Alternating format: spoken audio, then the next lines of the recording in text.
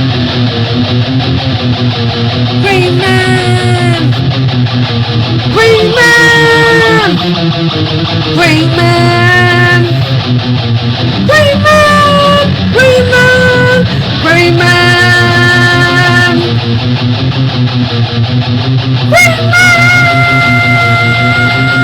Holy YouTube video, Green Man! Hey folks, just doing a little contest entry for Farley's Nerdcave. He's doing an awesome giveaway. He's got a slab of Groo #1 that he's giving away to people who make a video. Basically, you make a video, you put you in the draw. I think it's only got 2 weeks. You've got to get in quick with this, so I'm going to do one now while I remember. Basically, he wants you to show him what makes you laugh, what comics make you laugh. What you know, so obviously Groo is a funny comic. Sergio Aragonés, great stuff. I've got a few Groo. I haven't got #1 though. My #1 on the slab. That's why I'm doing this contest entry video. But yeah, Groo is cool. I've got a few Groo from Image, a few from Marvel, and there was another character, Gravedigger or something like that he did. The Boogeyman or something like that. There's a couple of comics that I've got in my collection from Sergio Aragonés. Right, so let me show you a few bits that I found quite funny. Right, so 2000 AD is a British comic, and although they were quite often dark science fiction-y kind of stuff, there was always humour in them. Like Judge Dredd, for example, always had a bit of humour in them, even though it was dark, you know, dark, edgy humour. It was good stuff. Robo Hunter was a character that I particularly enjoyed. He was pretty good. Yeah, but you say he was quite funny, so always a good read. And also another character from 2000 AD that had some good laughs in it was the Stainless Steel Rat. He was what's his name? The guy who wrote Harrison. I think Harrison wrote him originally, and then they made him into a comic book story. Is it Harry Harrison? I can't remember now. Yeah, Harry Harrison. Harry Harrison created the character. The awesome Carlos Esquerra did the artwork. He's just so beautiful, so amazing on his 2000 AD work. All his work is just top notch. I just love the way his characters look. Something gritty and, you know, just awesome about them. But these always had good funny bits going on as well. Normally when a caper went wrong or something like that, there'd always be a few laughs in there. And then we've got another 2000 AD one by Alan Moore, one of Alan Moore's early works, DR and Quinch. A couple of ne'er-do-wells, a couple of basically teenage delinquents, kind of teenage delinquent aliens who basically cause havoc all around the solar system. They've got thermonuclear weapons and that kind of thing. So they're a pair of just total delinquents, just ramped up to 1,000,000 kind of thing. A modern book that I find quite interesting. Let's show you another UK thing first. I'm not sure if you guys in America, have you ever heard of Viz? There's like a humour comic that we do called Viz, which is like a parody kind of thing, but that adult humour. Lots of it to be like toilet humour and stuff like that. Lots of it is crude humour, but it's like a parody of the old children's comics that we used to have. You know, they'd make up silly stuff like Johnny Fart Pants and stuff like that, and all kinds of weird stuff. Anyway, I just found this in my collection. It's not the same. It's not a Viz. There's a few other comics that did the same thing. This one is called Smut, and this was like a special called the Smeggy Bits. Let's have a look at some of the characters. There'd be Fat Idle Bastard. Don't think that's based on me.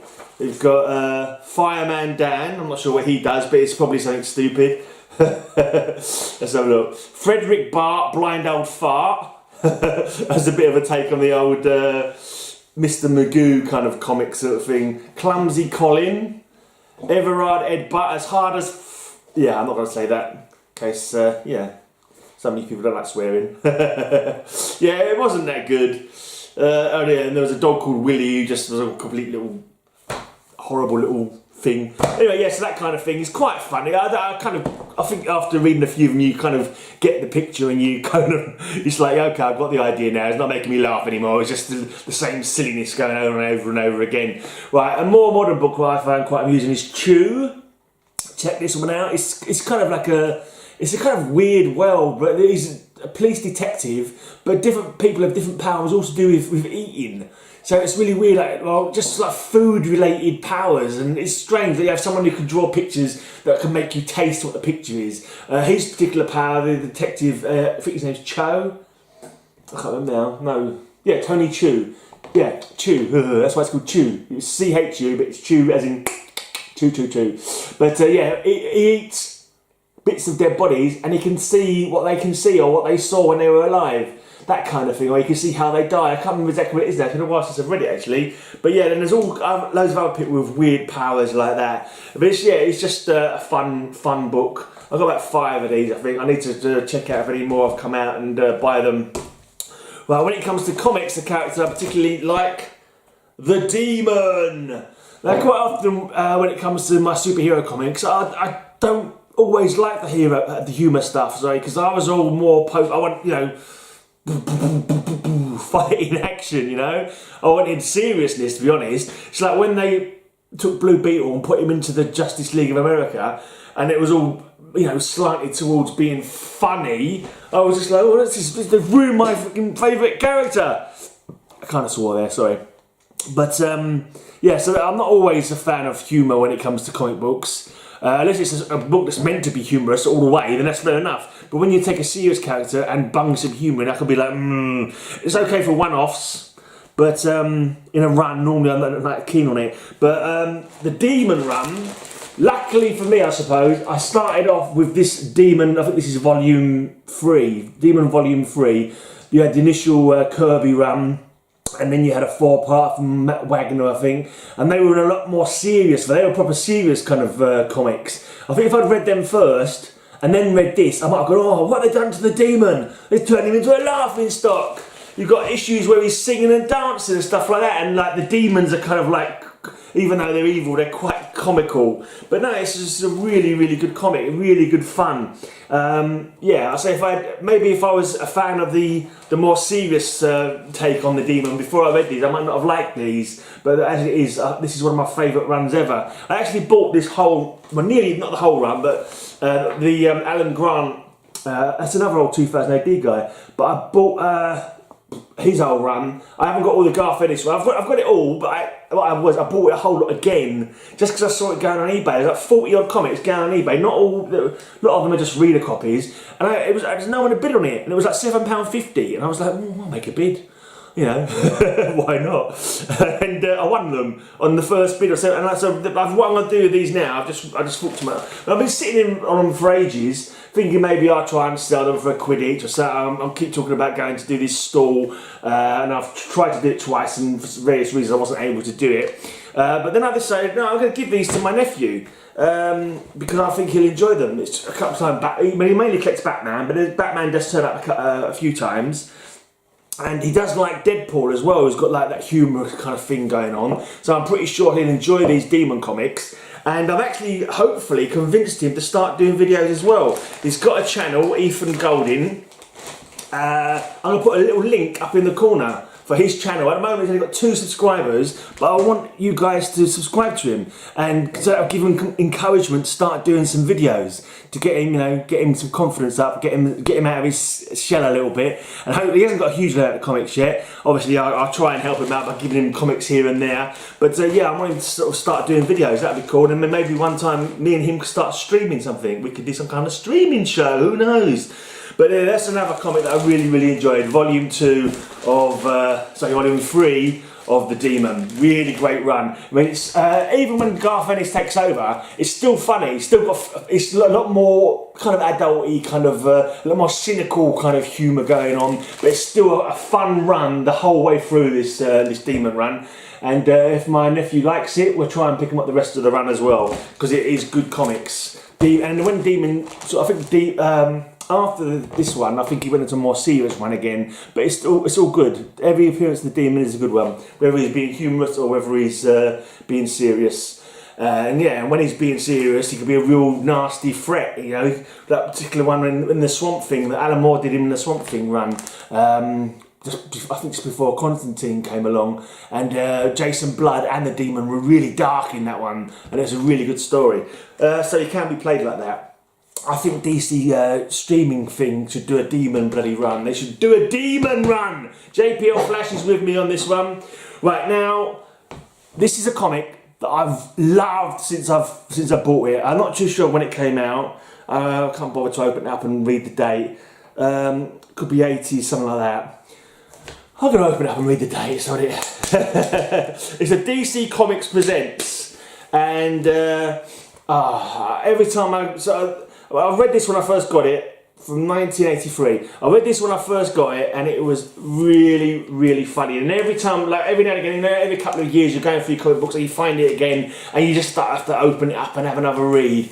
It's Superman and the Legion of Substitute Heroes. Ambush Bug was the first time I come across Ambush Bug. Ambush Bug was kind of like he was outside, broke the fourth wall and all that, and he was joking and laughing, and to be honest, I think they kind of fumbled the ball with Ambush Bug, because when he was in this, he was really good. He has a couple of appearances that were really good, but when he came in his own comic, I just don't think they did a very good job of it, to be honest.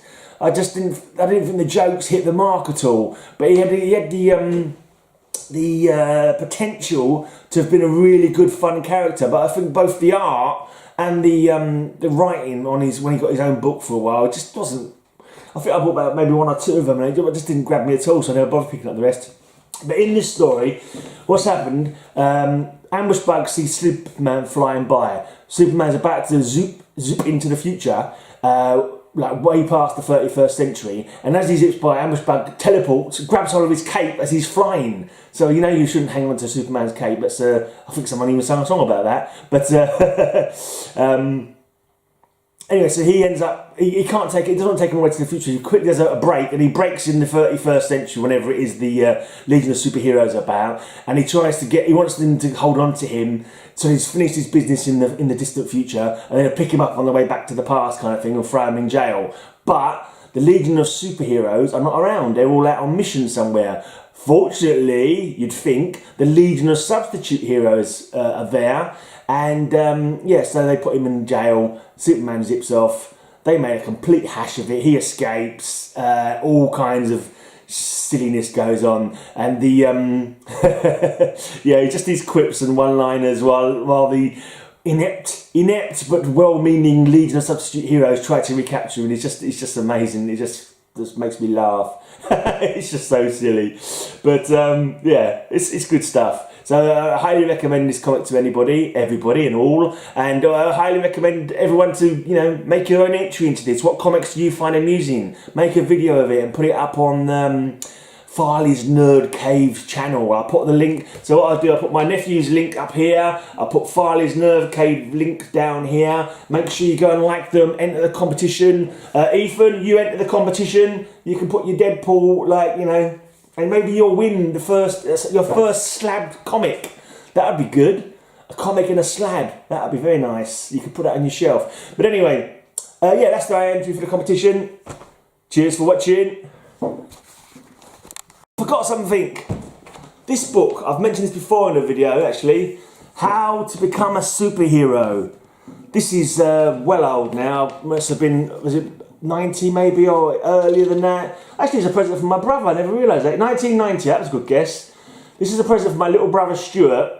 To Grey Gay Groovy, happy belated birthday from the person you love most in the world, Stuart. Yeah, he did talk some rubbish, my little brother. He still does, probably. But anyway, How to Be a Superhero. This is just so funny. And it's got art by Steve Dillon. It's just, there is some, it's like, I'll read you the back, and that gives you an idea of what the book's about.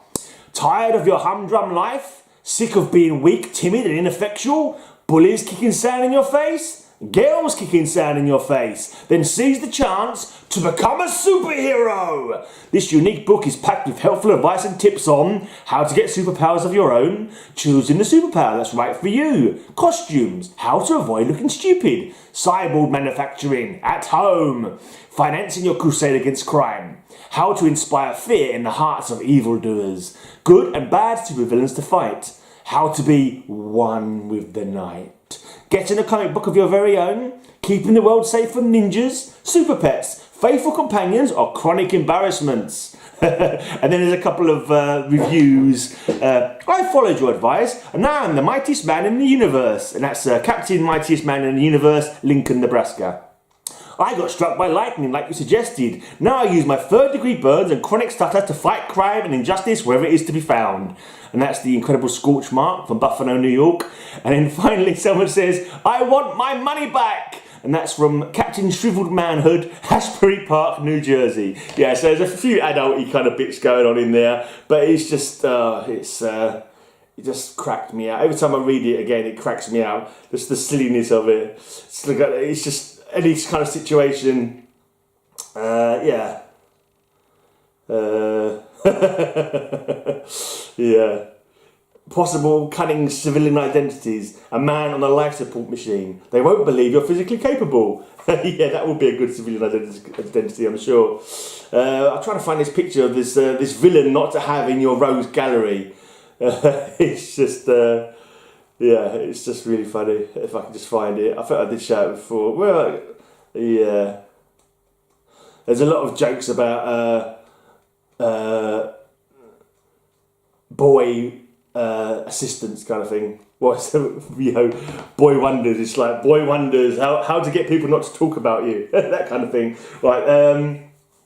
This is a character you don't want to have in your rogues gallery. It's a chap by the name of the Castrator. This is a good idea. Don't have this person as your arch nemesis, whatever you do, because yeah, that won't go across well if he manages to beat you any time. Well, anyway, that was it.